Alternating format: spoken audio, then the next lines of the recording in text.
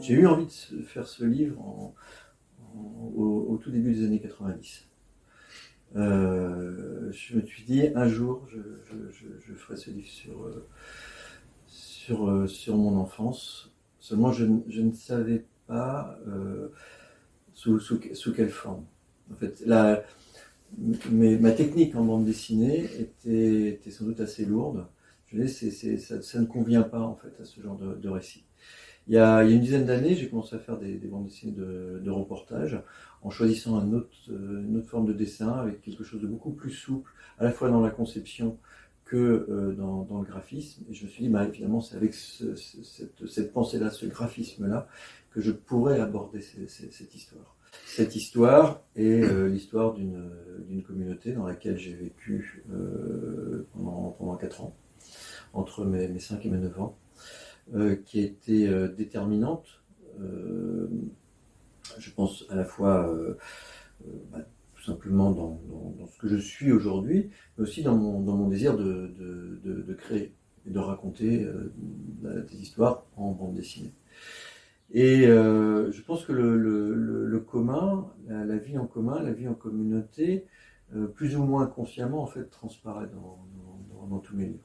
J'ai toujours aimé les gens, en fait, qui essayaient de se dire et pourquoi pas.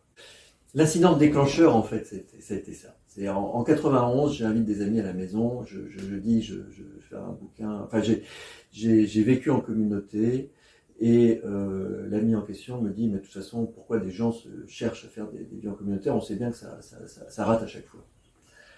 Et je me suis dit, mais c'est idiot de dire une chose pareille, en fait, que ça rate, que ça réussit, c'est peut-être pas ça le plus important. Le plus important, c'est d'essayer. Cette communauté, elle a été pensée dans les années 60 et elle s'inscrit dans un mouvement long, en fait, qui est le catholicisme social.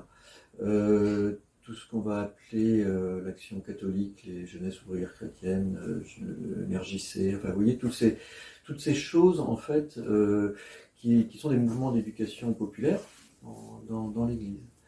Et ce que je raconte aussi à travers ce livre, c'est l'évolution d'une Église qui s'interroge, d'une Église en mouvement, d'une Église qui va petit à petit devenir révolutionnaire. Cache-cache bateau, c'est un jeu. C'est notre jeu, à nous les enfants.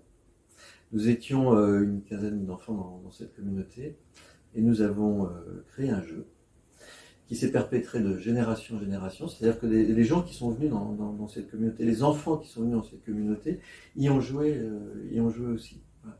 Et je pense que ce qui nous fédère tous, c'est d'avoir joué à ce jeu-là. C'est aussi effectivement un livre sur la transmission, puisqu'en fait, je m'inscris dans l'histoire de mes parents. On est de son enfance.